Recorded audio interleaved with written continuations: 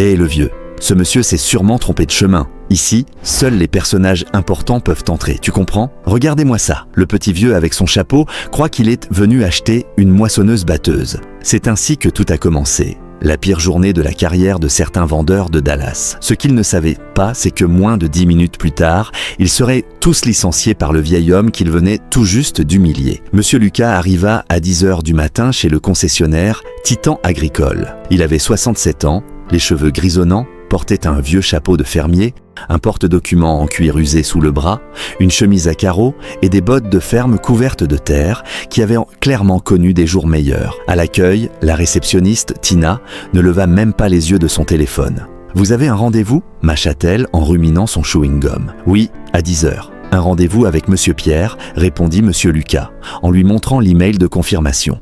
Tina jeta un coup d'œil et éclata de rire. « Ah oui, bien sûr. Voyez-vous, papy, l'entretien pour les agents d'entretien, c'est jeudi. Vous vous êtes trompé.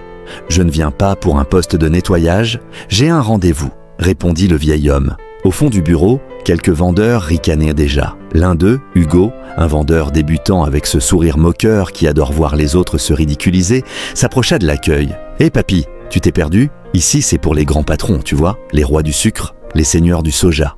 Pas un endroit pour un retraité venu faire le clown. » Monsieur Lucas s'inspira profondément, ne répondit pas et serra simplement son porte-documents contre lui. « Tina, que Bruce l'emmène dehors, qu'on arrête ce cirque », ordonna Hugo. Avant même que la sécurité n'arrive, une autre vendeuse, Isabella, descendait de la mezzanine en riant, téléphone à la main. En voyant le vieil homme, elle s'arrêta. « C'est quoi ce cirque? Tina, pourquoi tu ne dis pas qu'on a reçu le grand-père de quelqu'un?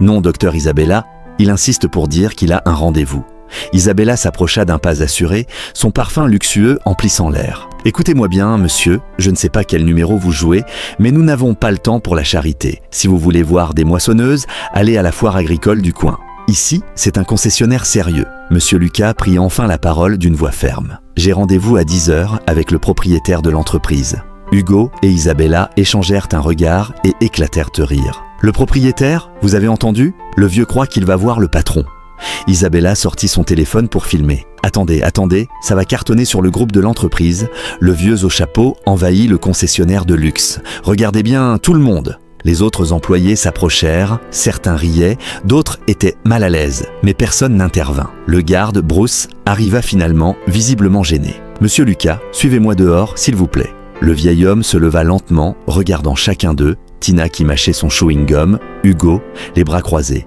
avec son sourire arrogant, Isabella toujours en train de filmer. Il ne dit qu'une seule phrase « Vous allez le regretter ». La riposte du vieil homme ne faisait que commencer.